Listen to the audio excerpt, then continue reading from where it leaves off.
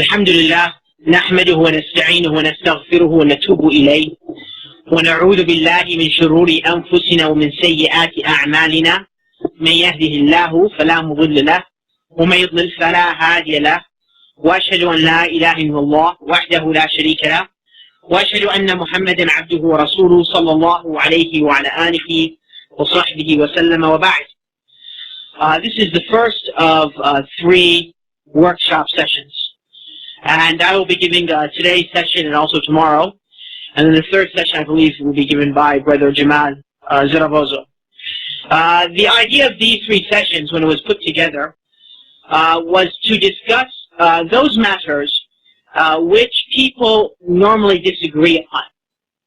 And especially in the masajid, in the mosques and communities in North America.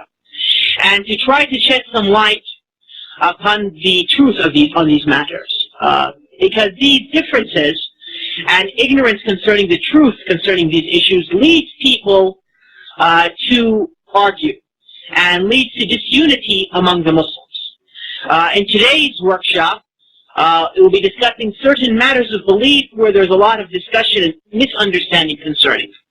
And tomorrow we'll be discussing certain issues of halal and haram, which there's a lot of misunderstanding, that which is lawful and prohibited. And then I think on the third session, which will be on Sunday, Brother Jamal will discuss certain fiqh issues to which there's much disagreement. Okay? There's no way, even in a session, even if we have all 3 sessions to discuss all the differences that people have in any of these topics. But the idea is just to shed some light on some of the more prevalent issues, and that perhaps this might be a seed which will be then planted in the ground for further research and further discussion so that Muslims may be better enlightened concerning their religion. When I was looking at the topics and trying to think what should I discuss for this session, and these we're going to discuss those issues of belief that people often disagree upon, it came to mind 3 issues. Which I often hear Muslims arguing about.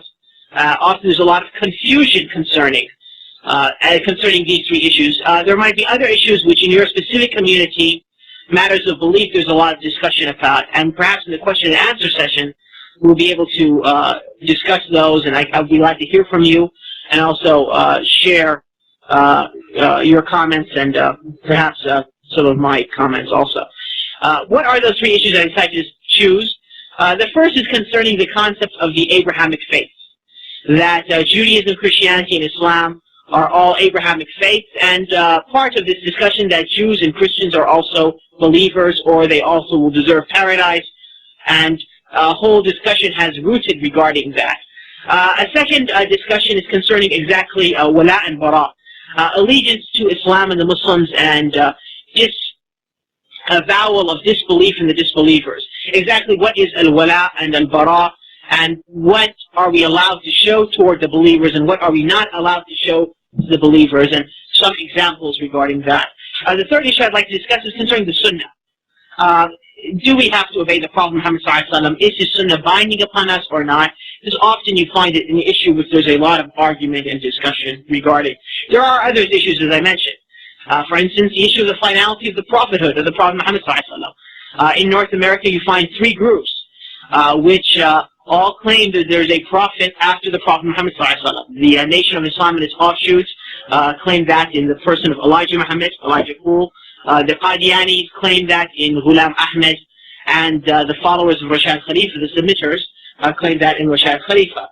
However, though, I felt that these followers, even though they are found in North America, aren't of that number to choose that topic to discuss in this lecture. So there are other issues, and perhaps you might feel that in your specific community there are other issues of belief which are more important. I tried to choose 3 which I thought would be beneficial to everybody. And as I said again in the question and answer session, if there are issues of belief, dealing with the belief matters that there is some sort of debate about, or you have heard discussion that you feel that we should bring up, I'll be glad to listen to some of your comments concerning that. And likewise, I would imagine tomorrow when we discuss the issues of halal and haram, the lawful and prohibited.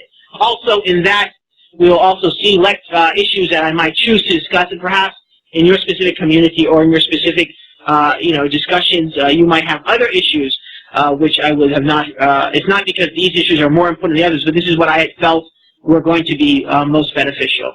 And it's just a judgment call in the end. So let us start in earnest. Does anybody know this lecture is supposed to end what time? So I can just time myself, not to go overboard. Huh? 6 o'clock? Okay. So we have an hour and a quarter, and as a result, I'll try to keep my comments limited to hear from you, because I always like to listen to the brothers and also from the sisters if they have any questions, and your comments also, I think, is very beneficial. Let us first introduce ourselves, that to Iman, remind ourselves, let us not forget that Iman was taught to us by the Prophet Muhammad sallallahu alaihi wasallam. When asked in that famous hadith when Jibreel came to the Prophet ﷺ and he said to the Prophet ﷺ, "Oh Muhammad, what is Iman?" The Prophet ﷺ said, "It is to believe in Allah and His angels and His scriptures and His messengers, the last day, and to believe in Qadr, Allah's decree, the good and evil consequences thereof." So Iman is these 6 fundamentals. And what spreads from it, what is rooted in these 6 fundamentals. So like, for instance, part of faith in the last day is to believe that in the grave, when people die, they are asked certain questions by the angels. Who did they worship? What was their religion?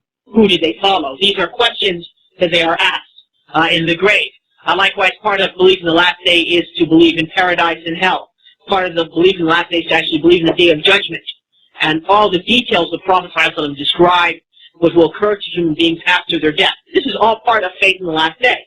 And likewise, to believe in the messengers means to believe in all the messengers of Allah. So as you can see, faith is a very large topic. But in the matters of faith, we find Muslims having confusion concerning many issues, and I've chosen 3 issues, as I said. The first issue is concerning our relationship with the previous people. What is the relationship between Islam and the previous scriptures and revelations? Does Islam acknowledge them? And if so, to what degree does Islam reject it? And if so, to what degree are the people of the previous religions, are they believers? Will they win paradise? Or are they unbelievers and will be condemned to hell? These are questions which Muslims misunderstand. And as a result, a lot of debate and argumentation revolves around these issues. Let us investigate this. We know in the first surah, Surah Al-Fatiha, the surah thereafter, Surah Al-Baqarah, the second surah, Allah subhanahu wa ta'ala summarizes the characteristics of those people who will make benefit or who will benefit from the Quran.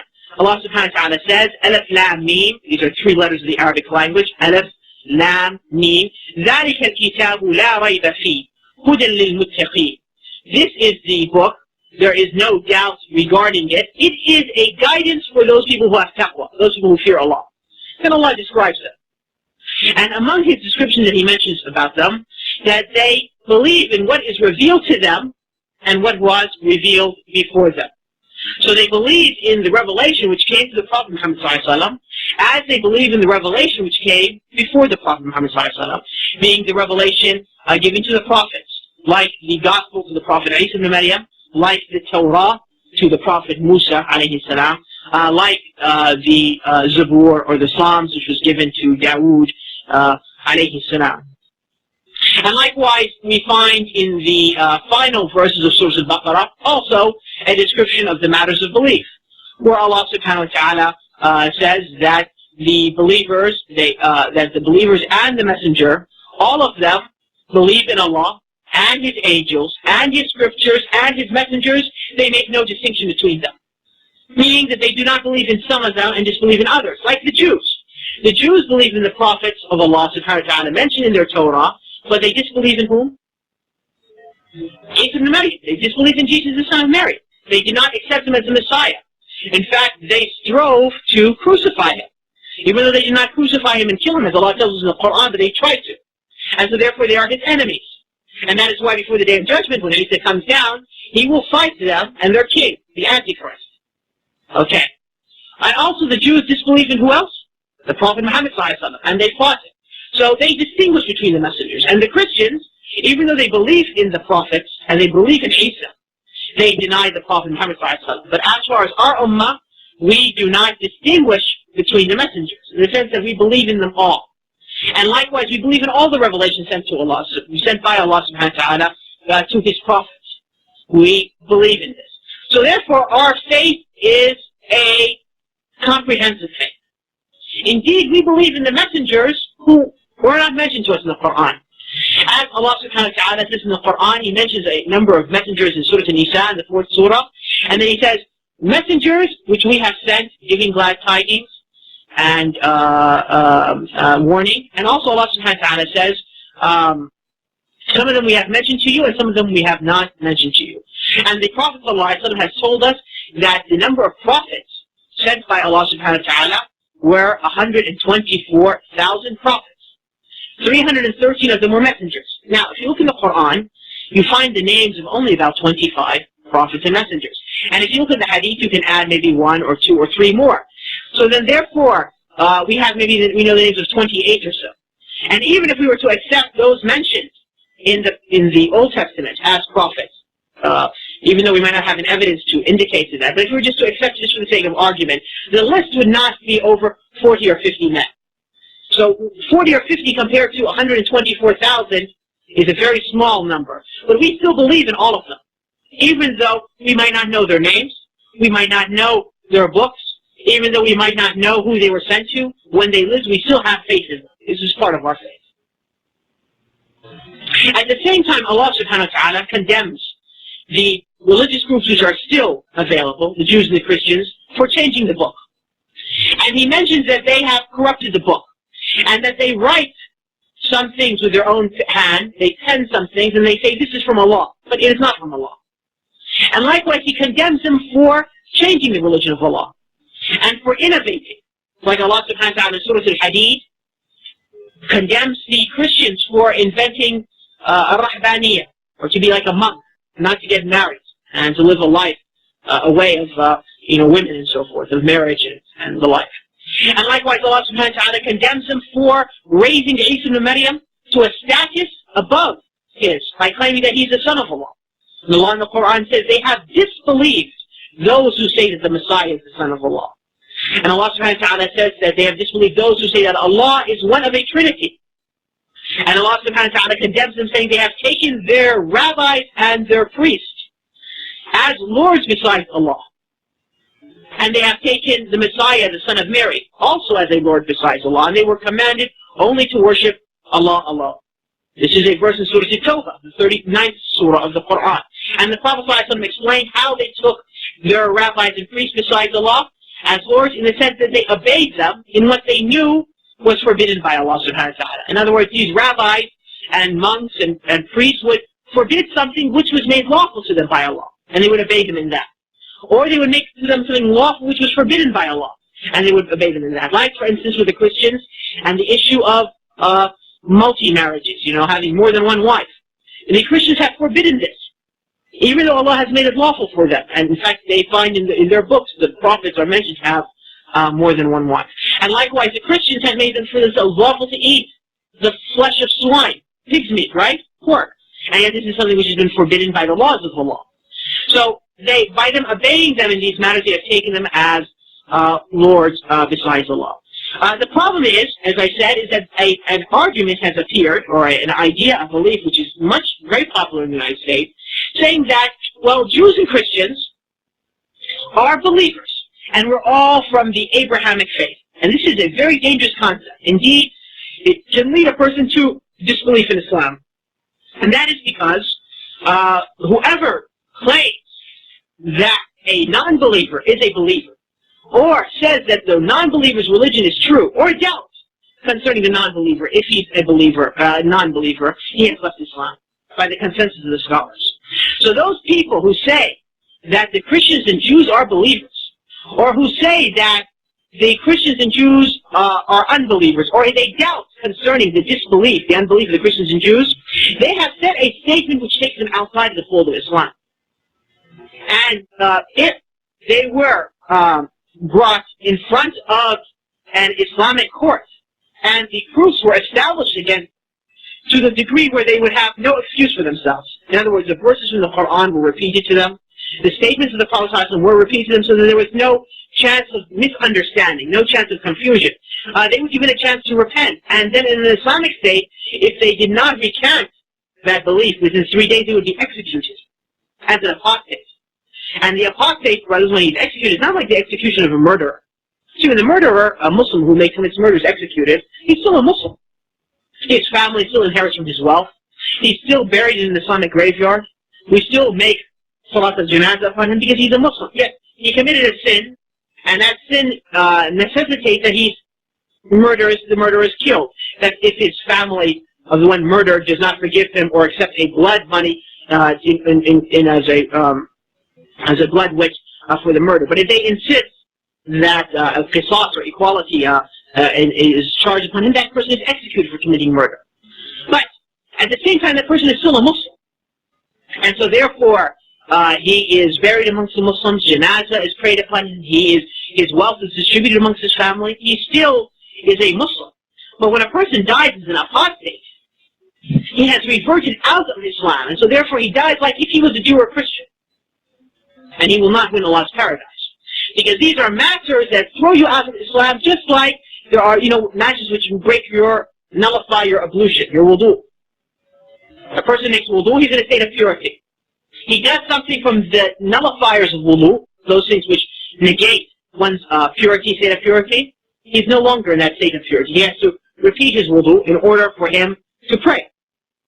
And likewise, when somebody nullifies his testimony of faith, he has to repeat his testimony of faith to come back into religion.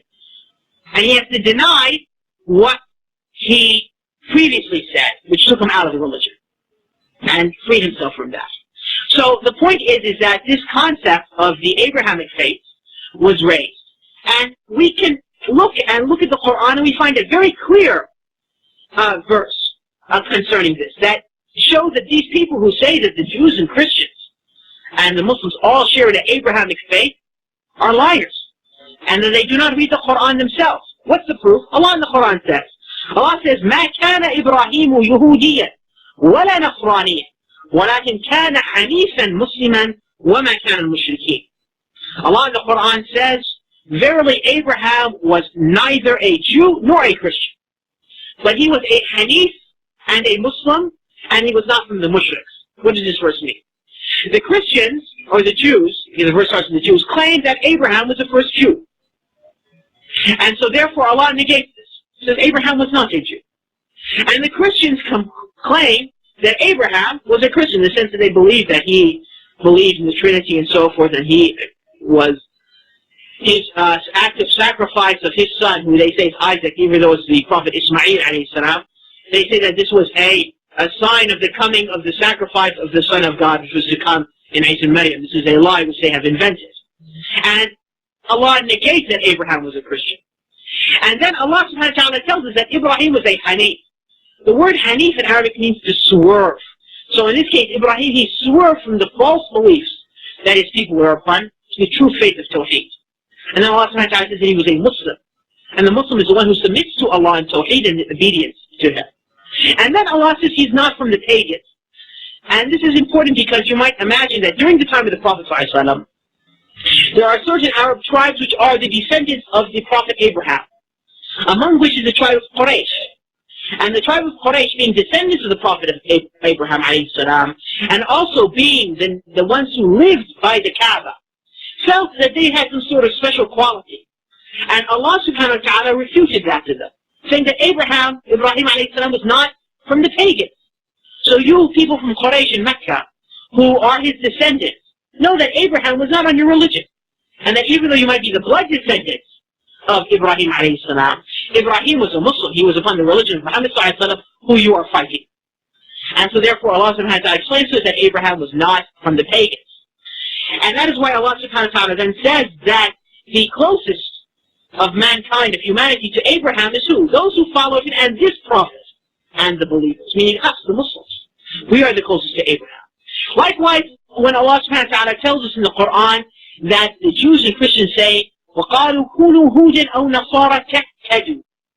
They say, be a Jew or a Christian, you'll be guided. In other words, the Jews say, be Jews and you'll be guided. And the Christians say, be Christians and you'll be guided. What was the response from Allah subhanahu wa ta'ala? Allah subhanahu wa ta'ala told the Prophet Muhammad sallallahu alayhi wa sallam to say, قُلْ بَلْ مِلَّةَ إِبْرَاهِيمَ حَنِيفًا وَمَا كَانَ مِنَ الْمُشْرِكِينَ. Nay, we are following the religion of Abraham, and who was a Hanif and was not from the pagans. In other words, if they say they are Jew or Christian, Allah says, no, we follow the religion of Abraham. This means the religion of Abraham is different than Judaism and Christianity, right? If I say to you, for instance, let's say we have three pieces of fruit in front of you. Grapefruit, an orange, and an apple. And I say, take the grapefruit or the orange. You say, no, I want the apple. It means the apple is different than the grapefruit or the orange, right? This is unlogical. So when the Christians said, and the Jews said to the Muslims, be a Jew or a Christian, and you'll be guided.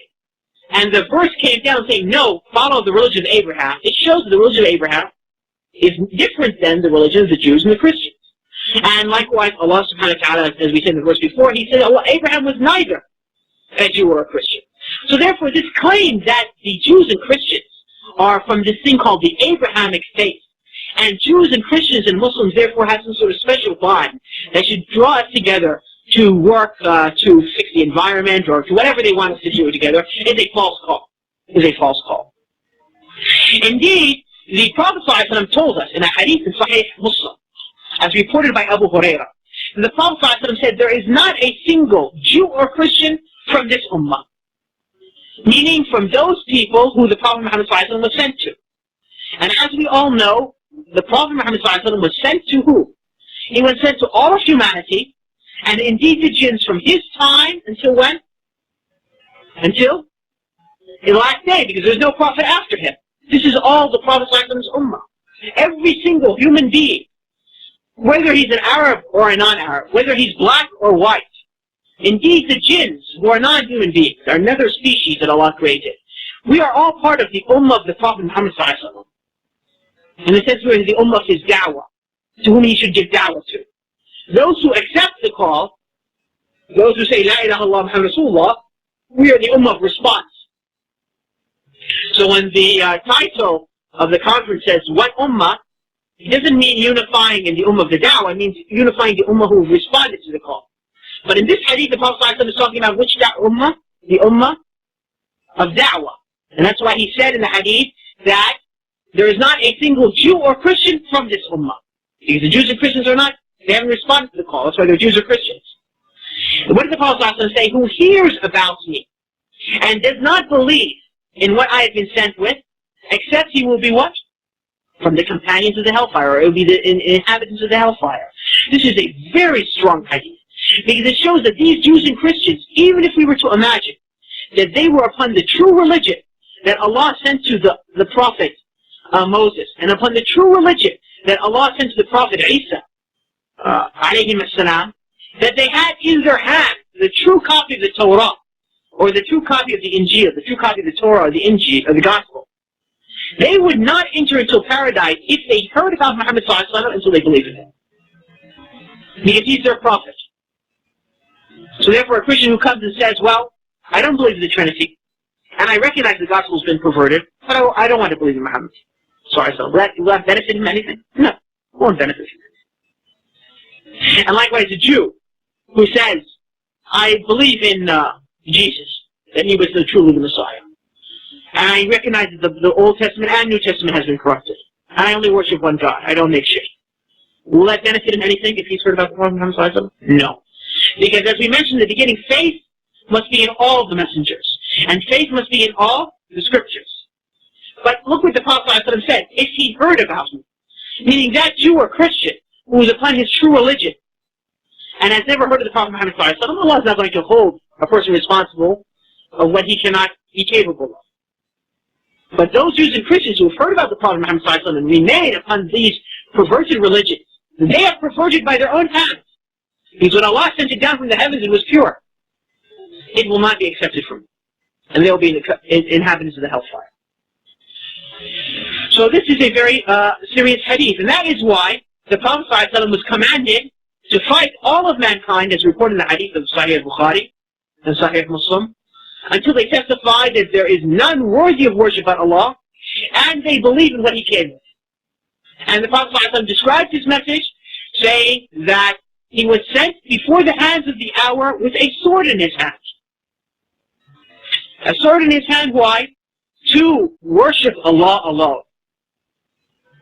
And Allah subhanahu wa ta'ala gave him his sustenance from the shadow cast by his javelin. In other words, when the disbelievers see him, that's why by his javelin, they run and they leave their possessions. And this is his for the Prophet to distribute. This is known as al-fate in the Islamic terminology. It's what they've left behind. And likewise, that whoever goes against his command will be humiliated. And then the hadith continues, and whoever resembles a people is trouble.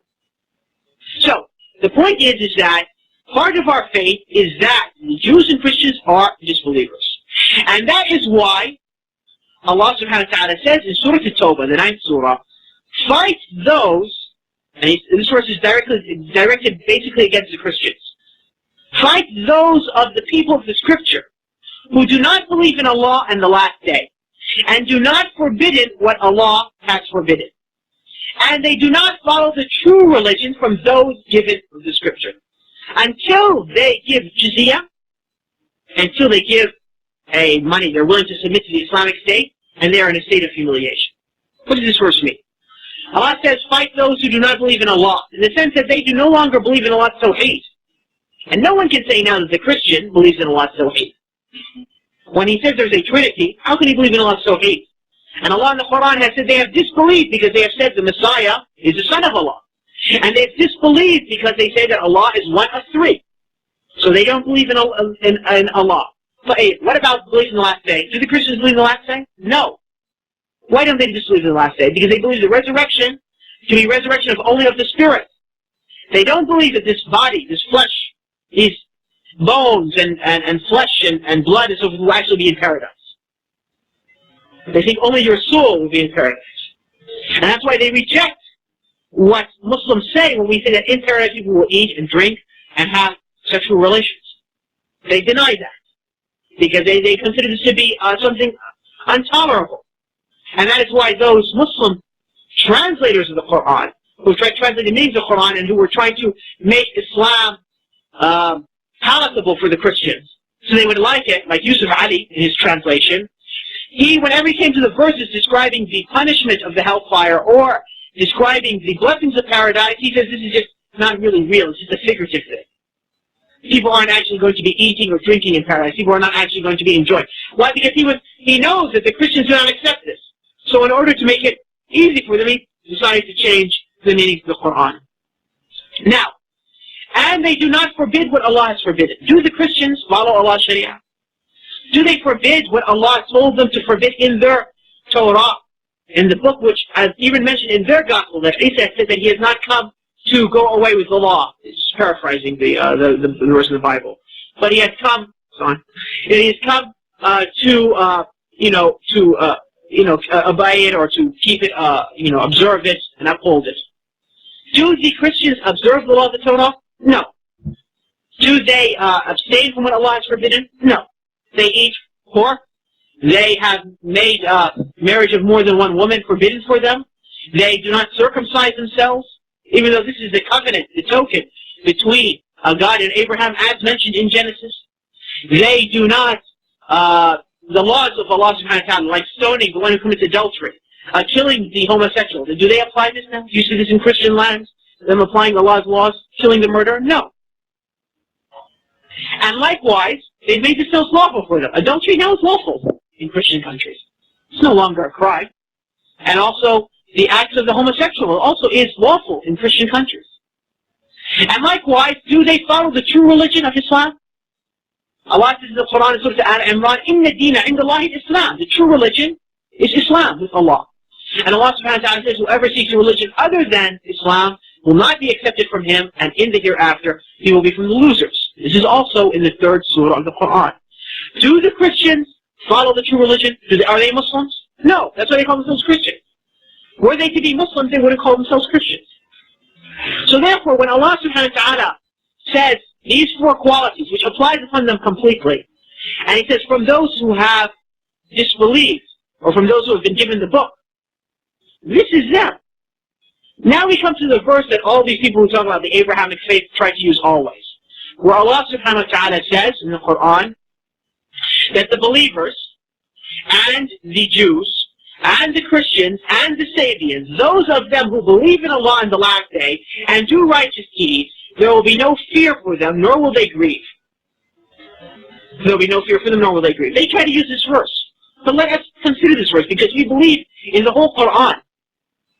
What did Allah subhanahu wa ta'ala say? Allah says those who believe, meaning those of this ummah, who believe, who have iman. And then Allah subhanahu wa ta'ala says those of the Yahud, الَّذِينَ حَاجُوا, the Jews, we might translate, even though it doesn't really mean the same thing.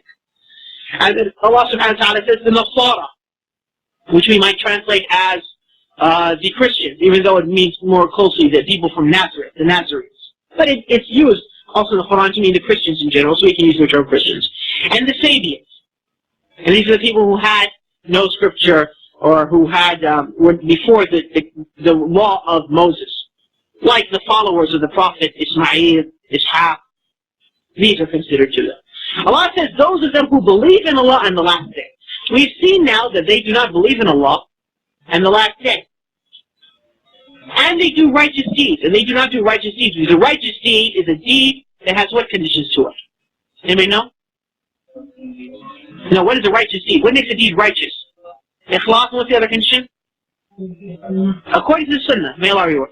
So, they do not have ikhlas because they have shirk, and their deeds are not according to the Sunnah because they have made a religion of their own making. It's not even following the Sunnah of their prophets.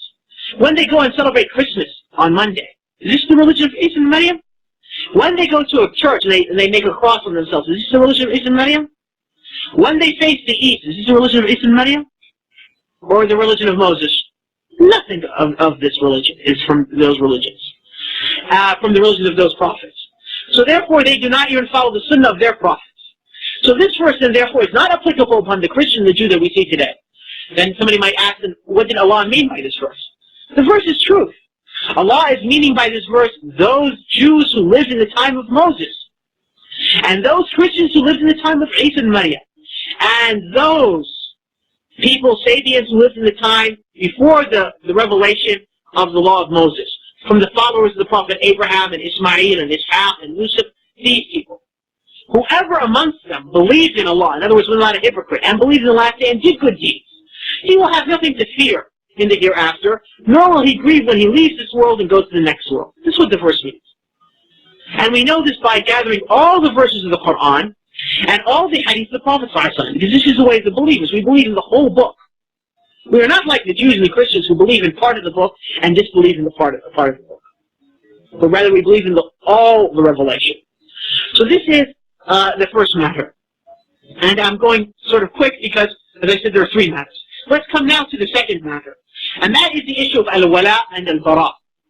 Obviously, then, therefore, we may say that if the Jews and Christians are non-believers and are disbelievers, then we know that part of Islam is that we must show our allegiance, our wala, to the believers, and we must show a disallegiance, or we must show a disavowal to the unbelievers. But to what degrees? What is permissible in Islam and what is not permissible? Is Islam only jihad in the battlefield? No, of course not. There are acts which we are permitted to do, as there are acts which we are forbidden to do. First of all, let us mention, you have to excuse me here, I'm a little bit disorganized. Let us mention some of the verses concerning al-wala and al-bara that Allah subhanahu wa ta'ala has commanded us with, just to show this principle from the Quran and the Sunnah. Among which is that Allah subhanahu wa ta'ala says in Surah Al-Ma'idah, 5th Surah, He says that your wali, your protector, is only Allah and His Messenger and the believers who perform the prayer and pay the charity, meaning the zakat, and bow down. In other words, bow down means they are submitting to Allah. And then who takes Allah as his wali, his friend, his protector, and his messengers, and his messenger, meaning the Prophet Muhammad ﷺ, and the believers, know that the party of Allah, this group, they are the victors. And then Allah subhanahu wa ta'ala says, O you who believe, take not as your friends those from the people of the scripture before you, and the unbelievers, who take your religion as mockery and as sport. And fear Allah if you are believers. So here Allah subhanahu wa ta'ala tells us that our party, the party of Allah, who are the victors in the end, If not in this world, then definitely in the hereafter. They are those who have taken Allah as a protector, and they're the ones who show their love and their allegiance to Allah and to His Messenger and to the believers. But as far as the people who are given the scripture before us, who Allah subhanahu wa ta'ala says we should not take them as our protectors or our friends or our allies. And likewise the pagans, the unbelievers. Why? Because they take our religion, which is the true religion of Allah, and it's a religion which was sent for them to believe in and act upon. They take it as a mockery and as a sport. And that is why it's not uncommon that you can walk in the streets of, America, and if you're wearing something like this, they'll say, oh, you diaper head, just get out of this country, and so forth. Or if one of the sisters is wearing her hijab, they'll say, oh, isn't Halloween over? Or if, for instance, they hear the adhan, they start, making laughing and so forth and making their sounds like this. They take our religion as a mockery or as a sport. Due to the disbelief in their heart. You see, because they have a hatred to Allah and His revelation. And so therefore, if they see you applying any aspect of Allah's revelation, that hatred is focused upon you. And likewise, Allah subhanahu wa ta'ala says, indeed, the believers are brothers. إِنَّمَا الْمُؤْمِنُونَ إِخْوَةٌ. The believers are brothers, meaning not just the male believer, but means a brotherhood, male and female believers.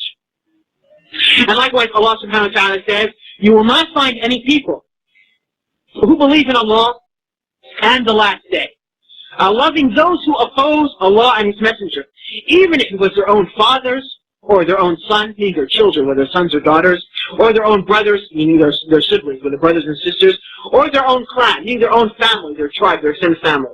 Those, meaning those who do not love these groups of people when they're disbelievers, Allah has written faith upon their hearts, and has strengthened them with a spirit from Himself, meaning that He has given them a strength, an inner strength of their iman.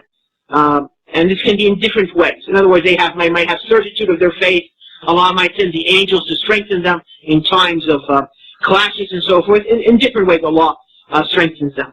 And He shall admit them in the hereafter to gardens underneath which rivers flow. Therein they will dwell forever. Allah is well pleased with these people. They are Allah's party. Oh, indeed, is not Allah's party the ones who are prosperous. And Allah subhanahu wa ta'ala says in the Quran that the Jews will never be satisfied with you, and neither the Christians until you follow their religion. In other words, there's no way we can win their approval. Unless you get rid of your Islam and become a Jew or a Christian, then they'll be happy with you. So long as you are a Muslim and say, La ilaha illallah Muhammad Rasulullah, they'll never be pleased with you. And that is why the Bosnians, our brethren from Bosnia, even though for about 70 years they were unaware of Islam, because of the communist regime and so forth, or for 40 years, and they had a whole generation had grown up not knowing anything about Islam, the Serbians still start to kill them. Why? Because their forefathers were Muslims. Because at one time their grandparents were Muslims. See how the hatred is in their hearts? And so therefore, one can expect that this is showing how they are not pleased with us. And that's why Allah subhanahu wa ta'ala says, oh, you will believe, take not the Jews and Christians for friends, or for awliya, protectors, allies. They are only friends of one another. And that's why, for instance, you find the Jews and the Christians, the Jews in the West, united against the Muslims like in issues like Palestine and elsewhere. And whoso of you makes them as his friends is one of them. In other words, so if you take them as your ally, you revert out of Islam, you apostate from Islam, and you become one of them. You will be raised with them on the Day of Judgment. And then Allah subhanahu wa ta'ala says, Allah guides not the evil-doing people, meaning those people who take them as their allies and friends. But the question now comes is, after we understand this principle, is that how are we allowed to deal with them? Is it everything is animosity, or are we allowed at times to be gentle with them, to be kind with them? What can we do and what can we not do in dealing with the Jews and Christians? Sometimes if you do certain things, it makes you leave Islam. Like for instance, if you give them complete allegiance and complete love without any restrictions, this throws you out of Islam, as that verse explains. And likewise, if you love them because of their religion, or you love them because of their way of their lifestyle, or you're pleased with their acts, like you say, oh, that Christmas is just something which is great. All the lights and so forth, and all the gifts, that's just something beautiful. This throws you out of Islam. Okay? Or if you wish that they're victorious over the Muslims. Like, oh, I wish those Christian Serbs, defeat those Bosnians. I hate the Bosnians. That this is disbelief. Throws you out of Islam. To wish the disbelievers to defeat the Muslims. And likewise, if you obey them in matters of legislation. Like, for instance, if they say that it is forbidden for a person to marry more than one wife. Okay?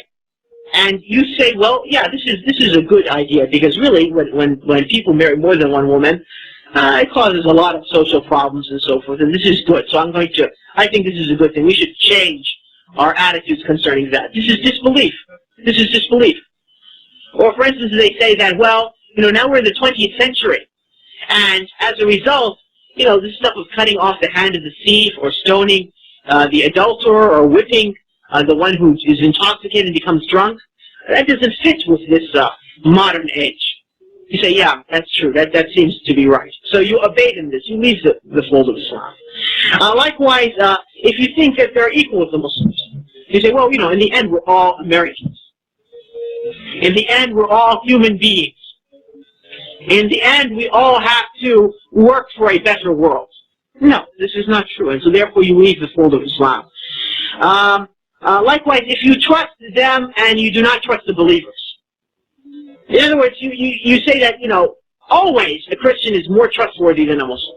Always a Jew is better than a Muslim. Also throws you out of Islam.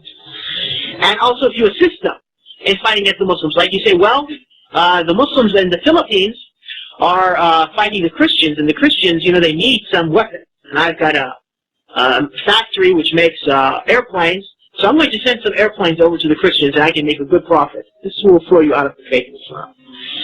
Okay? Or if you resemble them because you believe their ways to be true. For instance, you say, well, I'm going to build, like I remember one time somebody told me, say, I'm going to build a mosque like we have a Mormon temple in Washington, D.C. I'm going to do it like a Mormon temple in Washington, D.C. Because that's such a beautiful temple. Whenever you go to Washington, everybody goes to visit, so I want my mosque to look just like that.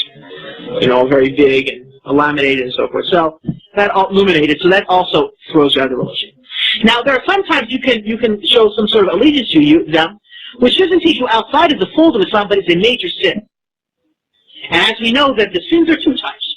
There are the major sins and there are the minor sins. The major sins, right, the only way to remove them is to make tawbah from them. The minor sins, they are removed by our prayers, like from prayer to prayer, also from Jum'ah to Jum'ah, from Ramadan to Ramadan, from Umrah to Umrah. These remove our minor sins by doing these good deeds. But the major sins, you need to repent from them. So sometimes you can make a major sin by showing some sort of allegiance to them. And it's not disbelief. It doesn't reach leaving the fold of Islam, but it's a major sin. An example is to take them as confidants. In other words, you're a ruler of a country, or you're in charge of some sort of company, and you take them as your, everybody usually has a group of people who he relies upon, his confidants. You take them in that sense. Or that, for instance, that you try to make things Islam, you try to change Islam for their sake. Or you try not to say anything which is going to make them angry. Like, well, I know that he's not going to like me to say that Jesus is not the Son of God, so I'm not going to say this, make sure I'm not going to ever say this in front of any Christian. You participate in Christmas, your family comes to you and say, well, we brought the tree, and let's trim the tree all together as a family. And, you don't want to, you don't believe in Christmas, but because you don't want to cause any commotion in the house, so you start putting those little bulbs and so forth, the little lights in the Christmas tree. This is a major sin. Even though you yourself might not believe in it. Now, if you believed in it, you would have left Islam. But just by participating, it's become a major sin. Likewise, if you resemble them in their behavior, or in some of their things which distinguish them. One of the things which distinguish the disbelievers, like for instance, is birthday parties. This is something which is unheard of amongst the Muslims initially. But now it's become something which is a characteristic which many Muslims, of course, resemble disbelievers in. But I mean, initially, it was very clear this was a Christian practice, basically. So you start taking this practice, it becomes a major sin. Wearing a suit and tie for no reason, because it's a symbol of the Western businessman, the disbeliever. And so therefore to put it on is obviously, without any reason, it's obviously resembling them as a major sin. Likewise, to remain in their country and not to make hijrah if you have the ability to. It's a major sin. Likewise, if you, for instance, say to them Merry Christmas or Happy Easter or, Happy Holidays or whatever, these are all major sins. Likewise, there is something which is not a major sin, which is a minor sin, and that is, for instance, if your heart sort of moves towards them, you have some sort of love towards them, like, for instance, your non-Muslim wife or your non-Muslim children, more than the natural love.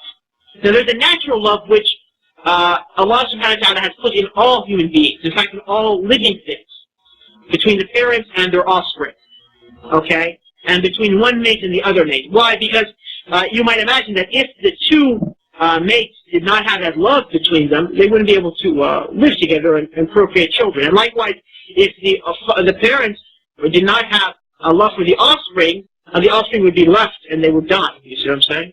And so therefore Allah has made a natural. So this is not the issue here. So if a person naturally, for instance, a person had children and became a Muslim, and he has a natural love for his children, that's not the issue here. We're talking about the love which you can control. Or the natural love you have to your wife, if she's a non-Muslim woman. That is okay, but we're talking about the extra than the natural. This is a sin. It's not a major sin, or it's a...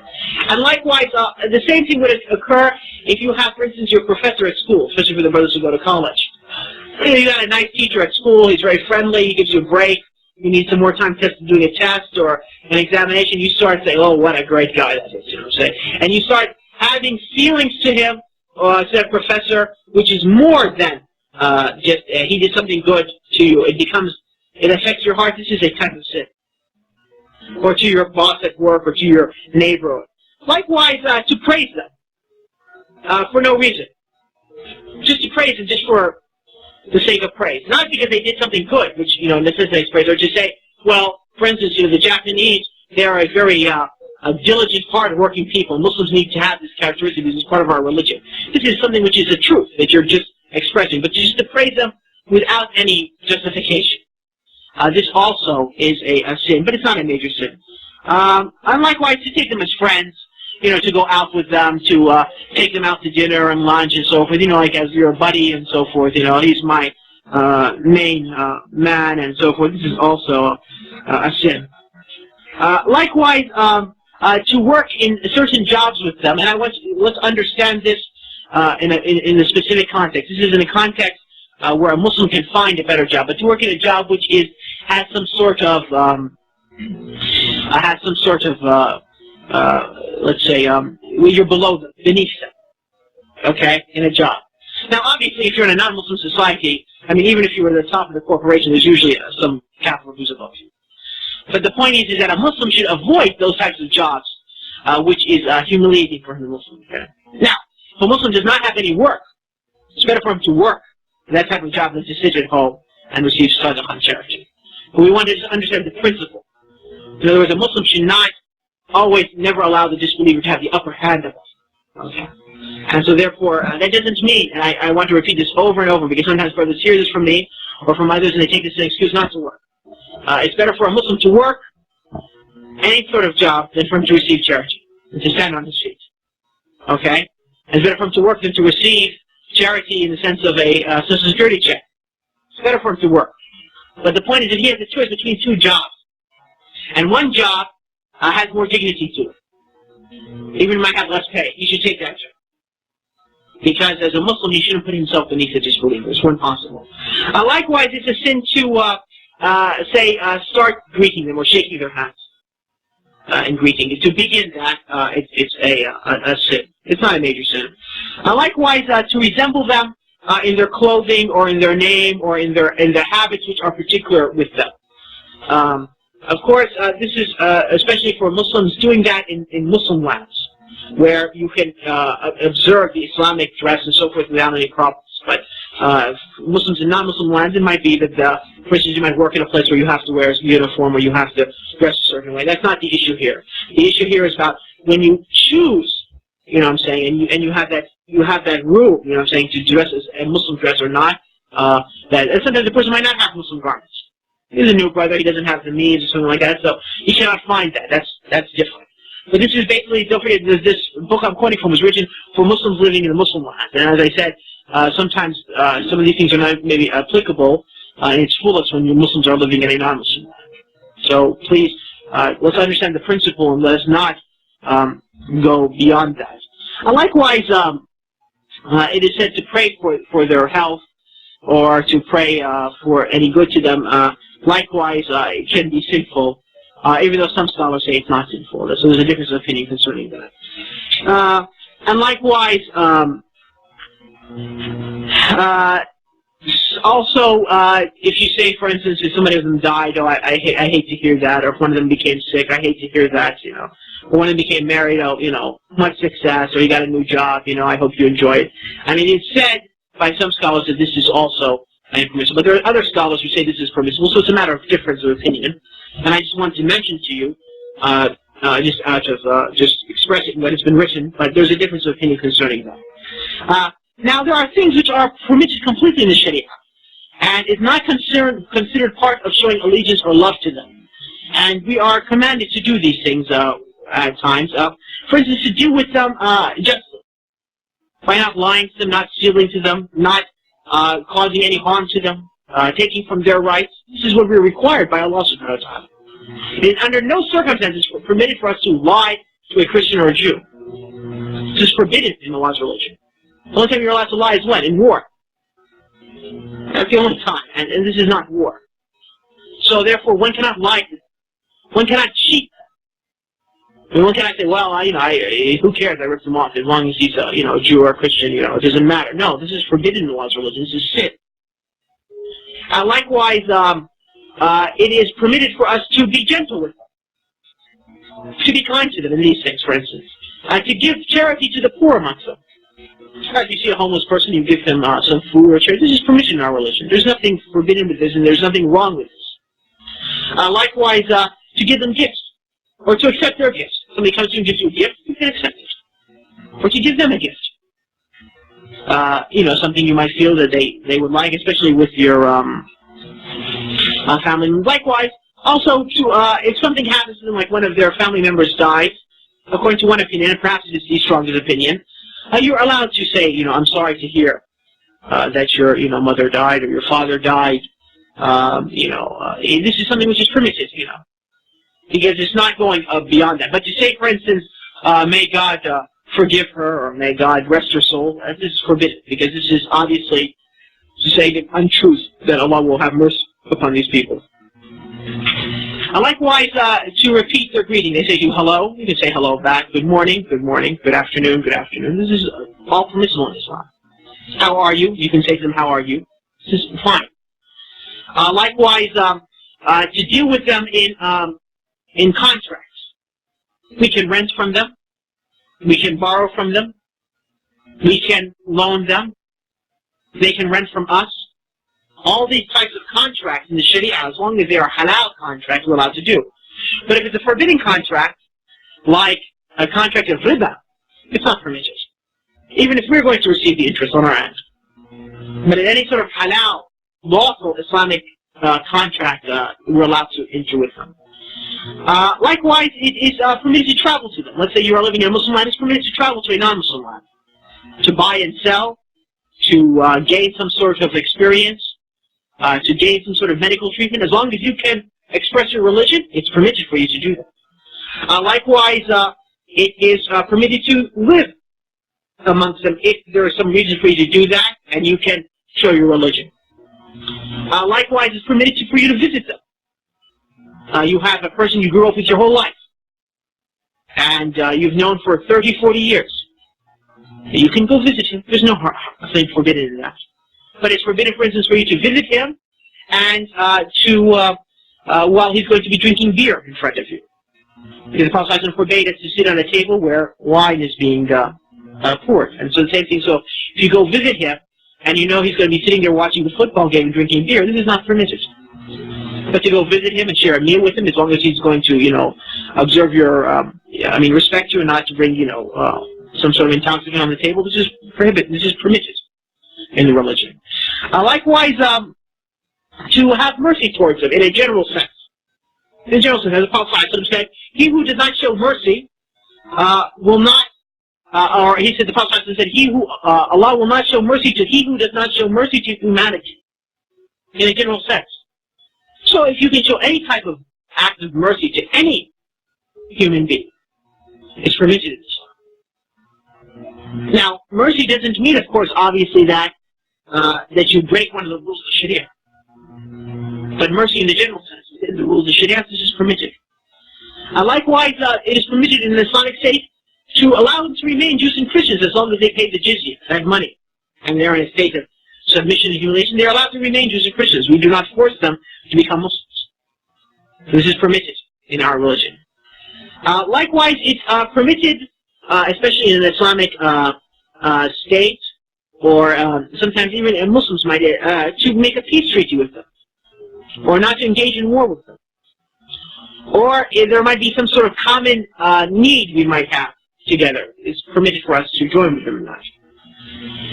And likewise, it's permitted to deal with them and also to benefit from them by learning. For instance, they have some sort of skill. You go to their universities and colleges, you go to their schools. This is permitted to learn these skills from them if they have something. Likewise, it is permitted for us to eat their food, especially the food of the, and I hereby mean the slaughtered food of the people of the Scripture. We're allowed to eat that. And likewise, we're allowed to marry the chaste of their women. How much time do I have? Okay. And likewise, it is allowed for us to trust them in some basic affairs. In other words, if you're in a company, right? Let's say you have a friend, and you both want to set up a business, okay? And so you're going to put in $1,000, and he's going to put in $1,000. You're trusting him. You're showing some sort of trust with him, right? That he's not going to rip you off. This is permitted in this case. This type of trust in these things. But to trust them in the affairs of the Muslims, or in something which only Muslims should be trusted with, this would become forbidden. So these are some of the regulations concerning al-wala wal-bara. So as you see, Muslims don't have a really clear idea concerning this. Some Muslims go to the one extreme, who want to treat them as enemies in every single case, and don't want to show them any kindness or any mercy or any goodness or any, that is forbidden. And other Muslims go to the other extreme, who want to make them our brothers. And there's no difference between us and them. And the truth lies where? Always in the middle, between both extremes. Okay, now we come to the third issue of the issues which people often argue about and people often disagree about, and that is concerning the sunnah of the Prophet sallallahu alaihi wasallam. Allah subhanahu wa ta'ala in the Quran, in very many verses, as I mentioned earlier in the lecture today, it commands us to obey the Prophet, to believe in him, to follow him, not to disobey him. Among these verses is that Allah subhanahu wa ta'ala says that the verse, which is the verse known as the verse of the test, قُلْ إِن كُنْتُمْ تُحِبُّونَ اللَّهَ فَاتَّبِعُونِ يَحْبِبْكُمُ اللَّهُ وَيَغْفِرْ لَكُمْ ذُنُوبَكُمْ. Say, if you truly love Allah, then follow me, meaning Muhammad sallallahu alaihi wasallam. Allah will love you in return and forgive you your sin. And likewise, Allah subhanahu wa ta'ala says, وَمَن يُطِعِ اللَّهَ وَرَسُولَهُ يدخله جنات تجري من تحتها الأنهار خالدين فيها وذلك الفوز العظيم. Allah subhanahu wa ta'ala says, he who obeys Allah and his messenger, Allah will enter him to gardens under which rivers flow. They will be there for all eternity, and that is the great victory. And then Allah says, وَمَن يَعْصِ اللَّهَ وَرَسُولَهُ وَيَتَعَدَّ حُدُودَهُ يُدْخِلْهُ نَارًا خَالِدًا فِيهَا وَلَهُ عَذَابٌ مُهِينٌ. And Allah subhanahu wa ta'ala says that he who disobeys Allah and his messenger and oversteps Allah's bounds, meaning what Allah has legislated from lawful and from forbidden, Allah will enter him to the hellfire, and he will be there for all eternity, and then he will have a humiliating punishment. And likewise, the hadith of the Prophet ﷺ, where he said, all of my ummah will enter into paradise except for those who refuse. The Prophet ﷺ said, who will refuse? They asked the Prophet ﷺ, who will refuse? The Prophet ﷺ said, whoever obeys me will enter into paradise, and whoever disobeys me has refused. There are very many evidences, but because we only have a few minutes, I'll just get to the topic itself. So people disagree concerning the status of the Sunnah. We should know that whoever rejects the Sunnah in all of its totality is a disbeliever. In other words, the person who says that Islam is just the Quran, he has left the fold of Islam. Islam is the Quran and the Sunnah. Now, the person who rejects some of the ahadith of the Prophet ﷺ, he could be a disbeliever, and yet he could not be a disbeliever, and sometimes might even be rewarded by Allah subhanahu wa ta'ala. If he rejects a hadith because it is ijtihad, he's a scholar, and he believes that this hadith is unconfirmed upon the Prophet ﷺ, then in this case he is not a disbeliever. Because he's basing upon his ijtihad and his knowledge of the hadith sciences, he believes this hadith is unconfirmed upon the Prophet ﷺ, and this is why he's rejecting it. And likewise, he might reject it because he doesn't believe the Prophet ﷺ said so. So it's not that he's rejecting that one should believe in the Prophet ﷺ or one should obey the Prophet ﷺ, but he's doubting that this hadith is actually from the words of the Prophet ﷺ. So this is a matter which will cause not necessarily a sin on his part. Or it could be sinful if he says something out of ignorance. But to reject the Sunnah in totality, like those followers of Rashad Sharif and others who say that Islam is only the Quran, this is disbelief. These people are no longer Muslims by that. And likewise, to reject a single hadith of the Prophet ﷺ can lead the person to reject, or can lead the person to be also a disbeliever. Just like to reject a single verse of the Quran is like rejecting the whole Quran in its entirety. Even though sometimes if a person just rejects a hadith, he might not be a disbeliever, he might be ignorant, he might not know this is the words of the Prophet, or he might have some doubts whether the Prophet ﷺ said that, or he might feel the hadith is weak based upon his knowledge of hadith, and so therefore he might be rewarded for his ijtihad, even if he's mistaken in that ijtihad. Now the point is, among the issues which people misunderstand is that of the Sunnah. And unfortunately there's only a few minutes left, so I want to let you have time for questions, but it is very important that the issue of how the Sunnah was compiled needs to be discussed. Many people believe that the Sunnah was not existent until 200-300 years after the Prophet's death, and then it was put in these books. And they say, well, isn't Bukhari and Muslim and Iman, can he not make mistakes? And so forth. These are major misconceptions. The Prophet's Sunnah began the compilation of it during his lifetime. And there are many evidences, among which, just to give you one, is that one time during his final pilgrimage, a man from Yemen known as Abu Shah came and asked the Prophet that somebody writes down what the Prophet said. So the Prophet said, "Uktubu li Abi Shah," write for Abu Shah what I said. And likewise, the Prophet during his time, certain companions would write what he said. The Prophet sent letters to the different kings, calling them to Islam, different rulers of the earth. And likewise, he also sent his instructions to different people. And likewise, the Prophet's companions during his time, they used to compile some hadith. Yes, it is true the hadith were not compiled, and the great act of compilation of the hadith did not happen until maybe the 100 years after the Prophet's death. But the point is that the hadith, the compilation of it, did begin from the time of the Prophet. And so therefore the Sunnah has been preserved by Allah subhanahu wa ta'ala. Because it is the explanation of the Quran. And it cannot be lost in that sense. But the Sunnah does not exist in a single book like does the Quran in a single book. And likewise, for us to know on this subject, just to make it very quick, that the hadith in the Bukhari and Muslim are all sahih, or all affirmed upon the Prophet ﷺ. Not because Bukhari and Muslim were the ones who put it there. No, because of the consensus of the Ummah that these hadith are authentic. You see, the Prophet ﷺ said that his Ummah will not gather upon error. And the scholars of the Ummah have all agreed that what is in Bukhari and Muslim is all authentic and referred to the Prophet ﷺ, except for a very few hadith here and there where they have debated whether this can be affirmed to the Prophet ﷺ. But in general, it's all authentic. And so therefore, any hadith from Bukhari or Muslim should accept. As for the other books of hadith, like Abu Dawood, Muwatta of Imam Malik, they're in there. There's Sahih hadith, and there are hadith which are not authentic to the Prophet ﷺ. But in general, Muwatta of Imam Malik basically is all authentic, and likewise Abu Dawood, the majority of the hadith there are authentic and affirms the Prophet ﷺ. Anyway, that's a very quick summary of that topic, and I didn't give it its just due, but perhaps there are other tapes, and let me mention that two books which you'll find useful in this topic. One book is both books, I guess, are by Sheikh Suhaib Hassan. One book is about hadith methodology by him. Another book is by him about the status of the Sunnah in Islam. And also there's one by Mustafa al-Azami about the status of the Sunnah in Islam. Both of these books or these pamphlets are useful in showing the status of the Sunnah and the incumbency of following the Prophet ﷺ. And likewise, there is a book by Sheikh al-Albani, a couple of essays. One of the translation is poor. Another one just came out. I don't know the quality of the translation. I haven't read it.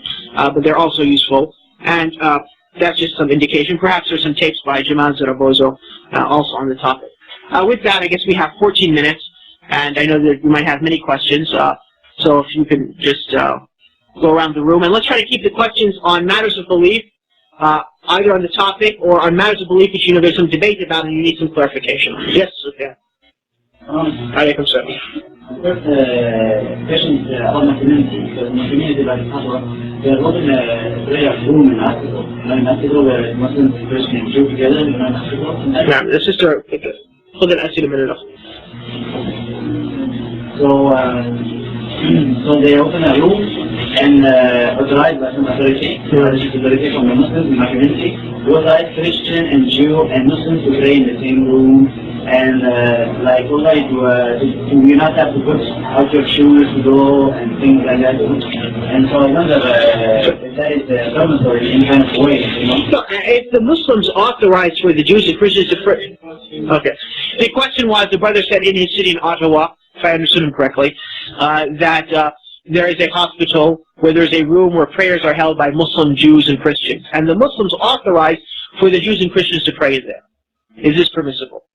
No. If the Muslims allow the Jews and Christians to pray in that room, this is not permissible, because you're assisting them in doing that which Allah hates. You cannot allow or help the Christian and the Jew to pray his prayer. But if you're in a situation where you work in a hospital, for instance, or in an airport, and they've made one common room for prayer, and you have no other choice but to pray in that area, and that room has no crosses in it, nothing from the symbols of shirk, it's permissible for you to pray there. But you're not in charge in that case. You see what I'm saying? I mean, for instance, you work in an airport, and they have a room where you can pray in. It's just in a room. Or in a hospital, so they have a room where you can pray in. And that hospital or that church has no, that room in the hospital or the airport has no crosses in it. It has no idols in it. It has no objects of shirk in it. You can pray there. Okay? But if you're in charge, and you allow them you assist them in establishing their acts of worship, this is forbidden. Okay, let me take some of the Christian, sisters, since Christian on it, excuse me, some of the sisters' questions. The sister says, I came from a Christian background with a lot of knowledge of the Bible. Praise be to Allah, and because of His mercy, I came to the truth of Islam 3 years ago. And I ask Allah subhanahu wa ta'ala to reward you and all the brothers and sisters here with paradise for coming to the true religion of Islam, and then He joins us in this world and the hereafter from the truth and in His paradise thereafter. I have been asked to speak to Christian groups and also to university groups by the MSA organization. I dress Islamically always, including a veil. May Allah reward you. Can sisters who cover completely speak to these groups? I feel I have a very effective dawah because of my background. Also, don't you feel sisters are more effective talking about women in Islam than brothers? There are many sisters who would like to do this form of dawah but are not sure Islamically how. I'm a college graduate and work in my profession and dressed Islamically with a veil. Now, I think sisters should give dawah, but just sisters. There's no need for sisters to dress joint gatherings. Okay? And when it did occur in the time of the Prophet ﷺ, when the companions used to learn from Aisha, because they used to stay with her because she herself was the only one maybe who knew what the Prophet ﷺ said in his own household, or did in his own household. That's why they used to go to her, to clear up something. But for a sister to come and address a open forum of men and women, this is not permissible. And so therefore it is not needed. Now, I agree. If the sister can give a lecture to women, and if the sister, whether it's about women in Islam, or whether it's about previous books, or whatever she's knowledgeable of, she should be assisted in that. And brothers in her community should assist that. They can have a lecture only for women, and the brothers can assist in the sense that they stand at the doors and so forth, and make sure only sisters or only women come, if they're non-Muslim, and assist in that matter. And likewise, if the sister has a lot of knowledge, and she's the most knowledgeable in that matter, she can teach a Muslim concerning the people of the scriptures. They need that. Like her husband. You see what I'm saying? If she's married, and then her husband can then give dawah. Just like in the time of the Prophet, the Aisha would address, if the companions wanted to know something about what did the Prophet do in his household, they would go to Aisha, right? And she would tell one or two companions, and usually the ones who used to go to her were related to her in one way or another. And then they would go and teach the other people. So likewise, if the sister has a husband, she can teach her husband, then her husband might be qualified then to teach that. Or if she's a scholar, let's say she's a scholar in biblical studies. I mean, if she has, as she described herself, with a lot of knowledge, and there's some brothers who are active in dawah, they can communicate with her through writing, through the telephone if necessary. They can speak to her from behind a curtain if necessary. And this only comes during issues where there is a need. Maybe she only herself has this knowledge. But I can't imagine a situation being like that, because especially with modern communication now, it's difficult for me to imagine that you come to a situation where only a sister would know this fact of knowledge, and so therefore it necessitates that. But also the sister says, another sister says, my parents and in-laws are Christians. Every Christmas we tell them not to give our children gifts, but they do not respect our wishes. We are supposed to show kindness to our parents. How should we handle this? Well, if they give your children gifts, this is a problem. One thing is that you shouldn't let your children take the gifts, because you then get them to get used to the idea of Christmas and giving. And if you feel by refusing the gifts of the parents it might cause a problem, then you might take it and give it away to charity or something like that. But you should try not to accept the gifts whenever possible. And perhaps this question should be given to somebody more knowledgeable than me, perhaps Sheikh Jamal Zarabozo or Sheikh Jafar Idris, both of them here at this conference. Anybody have any questions? Or should I go to this question? Yes, brother. You said calling the Jews and Christians, but also I know that Muhammad also needs to follow them in things that was not specified in the Sharia. I mean, like things like word departure here. Okay. Did that ever get a report? Yeah, this is a good point about it. Sometimes you find hadith that says that the Prophet ﷺ used to like to resemble them in those things which there was no revelation sent to. This was before the revelation was completed.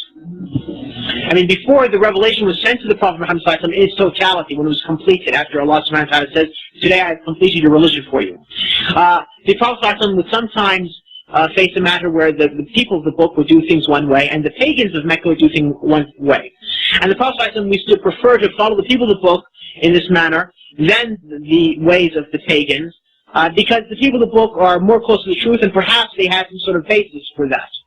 But once the revelation came, and it was complete, the Prophet ﷺ no longer followed them in that. In fact, he even would, if they did something which was against the Sharia, he would condemn that. Like one time, Waaz ibn Jabal, his companion, went to Syria, where the Christians were, Palestine, Syria, this area, and he came back to the Prophet Muhammad ﷺ, and he made sajda to the Prophet ﷺ. And the Prophet ﷺ became angry, and Waaz said, I saw the Christians making sajda to their priests and so forth. They said, this is how they used to do with their prophets. So you're a prophet of Allah, and I did it with you. The Prophet ﷺ said that sajda only belongs to Allah. Prostration only belongs to Allah. And if I was to command somebody to make sajda to someone else, I would command the wife to make sajda to her husband, because the right her husband has over her. So, I mean, the issue here is not about the husband-woman's relationship, but the issue here is concerning the fact that Waaz ibn Jabal saw the people of the book do something. He wanted to do it, but the Prophet condemned it. So it shows that the Prophet, when he used to do this, was before revelation had completed to him, and before he was told to be different than the people of the book. And this happened when the Prophet was in Medina, when he was told to be different than the people of the book, and so therefore the Prophet used to stop resembling them. But in Mecca, while he was in Mecca, he used to resemble in matters where there was no revelation mentioned, like in the parting of the hair and so forth. And so much so that the Jews used to say, it gives you an idea, how did the Jews used to think of the Prophet Muhammad when he was in Medina? They say that this man, his only business is to try to be different than us. Because he was always known that whatever the Prophet was trying to do was different than the Jews. The Jews were the people living in Medina with the pagans. And so he used to say his only desire is to be different than us. Yes, brother. Alaykum salam.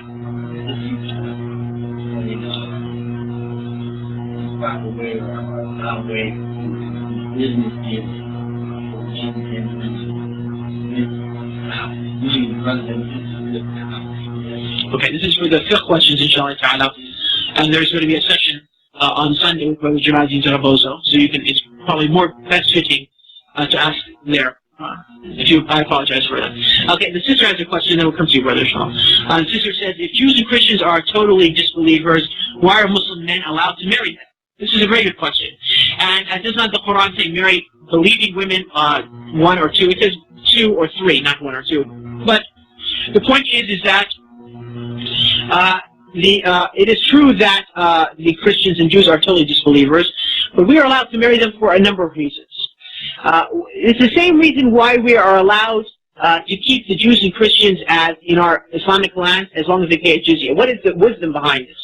Well, among the wisdoms behind this is that when the Jew or the Christian who has knowledge of the previous scripture is in an Islamic environment, he might become a Muslim. And if he becomes a Muslim, what will he do?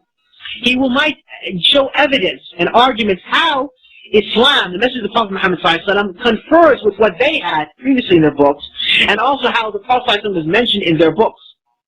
And this becomes a proof against who? It becomes a proof against other Jews and Christians, and it also becomes a proof against the pagans who believe in no revelation whatsoever. Because you might imagine the majority of humanity, or a large portion of humanity, don't believe in any revelation. Like Chinese, about 1 billion of them, they don't believe in any revelation. The people of India, 800 million or so, Hindus, they don't believe in any revelation. The pagans, like in Africa, the animists and so forth, a few hundred million, they don't believe in any revelation. And likewise, the American Indians and all these different tribes in North and South America, they don't believe in any revelation. So these people deny revelation to any prophet, whether it's to Jesus or to Moses or to Muhammad ﷺ, they don't believe in it. So when you have people from the previous scriptures confirm that what the Prophet Muhammad ﷺ came as is truth, it becomes a proof not only against the Jews and Christians themselves, but it also becomes a proof against the pagans who have no religion revelation they believe in. And so that is why we're told to have jizya. We can take the Jews and Christians as jizya. And likewise, this is one of the reasons why we can marry them, because when a woman is married by a man, usually, things sometimes change nowadays, the woman is in a position of weakness comparatively to the man. And so thus, as a result, the man's influence upon her might make her switch her religion. So this is a way for her to serve her soul. And that's why we're allowed to marry them, the chaste of them, which means those women who do not engage in sexual relationships outside of marriage. Okay, so, and likewise, that is why we're allowed to take them as slaves in our household after jihad. So I hope that answers the question. Let me answer this brother's question, young man's question, and we'll finish with that. Yeah, earlier in the list, you mentioned that having birthday parties Now I was talking about, like, for instance, if we want to celebrate birthday parties, because we want to celebrate birthday parties because the Jews and Christians, they celebrate birthday parties, so we as Muslims say, well, we also want to have this act. In this case, it's a major sin. But given that, I mean, on the point, birthday parties are not permitted for Muslims because this is not the way of celebrating for Muslims. The Prophet ﷺ said that Allah has given us 2 days of celebration. The Eid al-Fitr, which occurs after we fast from Ramadan, and also the Eid after Hajj, the Eid al-Adha. So these are our 2 days of celebration, and the rest of the days of celebration that people make for themselves, like Mother's Day, Father's Day, Veterans Day, Independence Day, birthdays, all these days, is not part of our religion and our way. So Allah gave us these 2 days where we can celebrate and we can enjoy ourselves, and the other days we don't do it. It doesn't mean that that person, when he doesn't celebrate his birthday, he's not important. It doesn't mean that. And it doesn't mean that we don't show our love and our pleasure and our respect to one another. We can give gifts throughout the year, but to take this day is something which is not from our religion. So we should practice ourselves to avoid that. And anyway, don't worry. When you get a little bit older, you won't want to celebrate your birthday. So, okay, I think I've been asked to finish the lecture, and I thank brothers and sisters. سبحانك اللهم وبحمدك أشهد أن لا إله إلا أنت أستغفرك وأتوب إليك